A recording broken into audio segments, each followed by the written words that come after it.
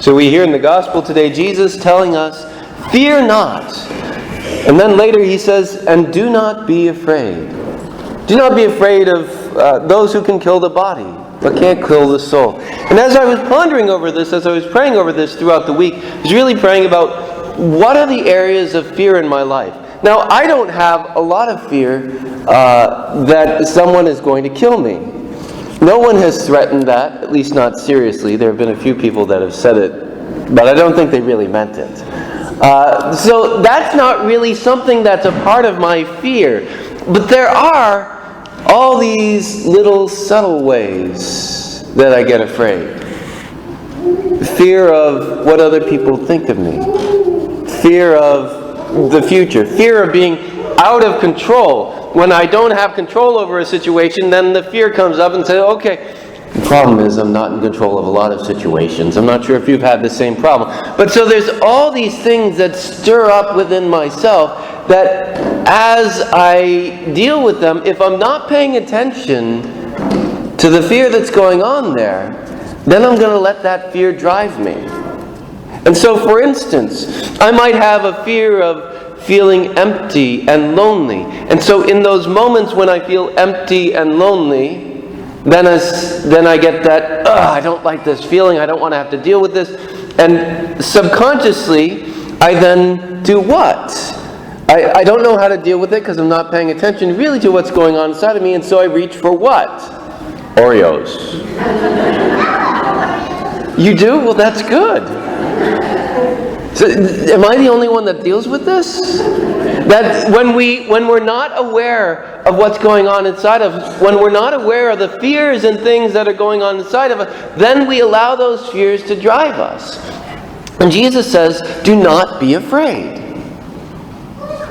Do not be afraid. Over and over and over again. Fear no one. Do not be afraid of those who can kill the body. Don't be afraid of those things. Why? Because you're dumb if you fear those things. No! That's not the point.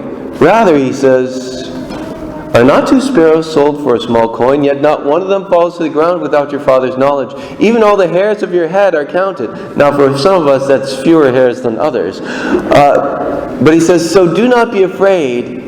You are worth more than many sparrows. What's he saying? Your Father in heaven pays attention to even the sparrows, and you're worth more than that. He knows every atom in your body. He knows every struggle you deal with. He knows every fear that's in front of you. And he says, do not be afraid. Why? He's taking care of us. Our Daddy is bigger than all these things. Our God says, I am Father. And Jesus even refers to him in the Gospel of Luke as Abba, which means Daddy. Which means Daddy, Papa. He says, do you see how I'm taking care of you? And yet, so often we run to fear. And in those moments of fear, he invites us to say, look to the Father. Raise your eyes and see how God is taking care of you. And as I've quoted before in the immortal words of Larry the Cucumber, God is bigger than the boogeyman. He's bigger than Godzilla or those monsters on TV. That our God is bigger than all those things that can come against us. He loves us so much. And so he invites us today.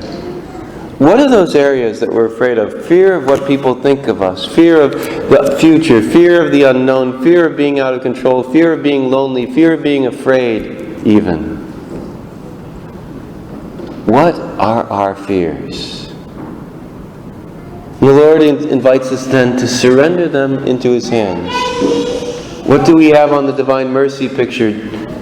Jesus, I trust in you. He invites us to surrender ourselves to him and says, you take care of us. You love me so much. You have called me your son, your daughter. I am yours and you are taking care of me.